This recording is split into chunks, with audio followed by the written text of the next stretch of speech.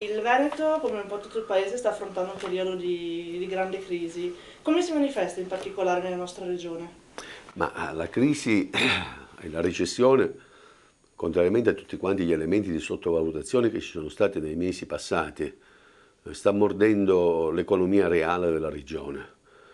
In Veneto sono in crisi un po' tutti quanti i settori merceologici, con particolare però ripercussioni su quello metalmeccanico. Si manifesta con un calo di ordinativi, con un calo della produzione industriale, con una previsione tra l'altro che vede tra aprile e maggio un ulteriore aggravamento e col fatto che migliaia e migliaia di lavoratori e lavoratrici vengono espulsi dai processi produttivi e una parte va in cassa integrazione. Abbiamo una crescita enorme in termini percentuali dei cassi integrati, non solo nel settore meccanico, penso per esempio a quanto sta avvenendo nell'edilizia, a come si manifesta nel commercio, e quello che è più grave è che ci sono invece una serie di persone che non hanno nessun ammortizzatore sociale, tutti i lavoratori precari, lavoratori parasubordinati, collaboratori, giovani, che pagano un prezzo altissimo rispetto a questa situazione.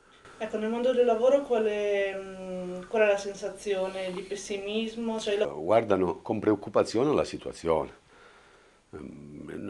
Pessimismo e ottimismo non sono categorie che tu incontri nel mondo del lavoro. Quello che incontri nel mondo del lavoro è una consapevolezza della realtà e le persone si attrezzano, cercano di ragionare rispetto a quello che saranno gli scenari futuri.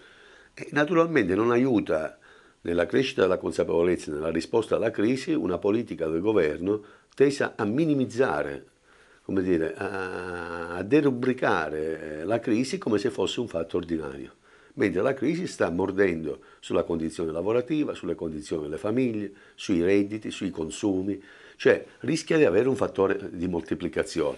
Ecco, che risposte secondo la CGIL vanno date a questa crisi? Ma le risposte sono essenzialmente devono operare su tre elementi.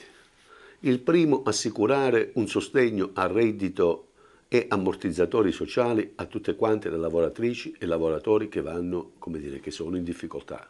Che a questo si accompagnino anche misure di riqualificazione professionale.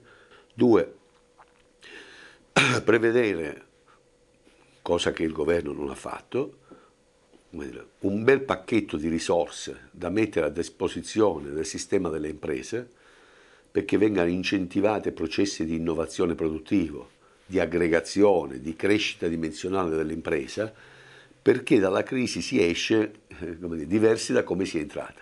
Tre, attraverso, come fanno tutti quanti i paesi, come si è fatto storicamente, nelle fasi di crisi economica si mettono in moto quelli che vengono definiti fattori anticiclici, che sono il finanziamento delle grandi opere pubbliche, la velocizzazione delle spese, vedere come si completano le opere già iniziate senza fare annunci di ulteriori opere, ma vedere invece come si spende quello che già, come dire, è disponibile. Per fare questo c'è bisogno di una grande idea, di un'idea di paese e c'è bisogno, tra l'altro, di una grande scommessa sul futuro. Oggi il governo, le politiche del governo non ci paiono adeguate.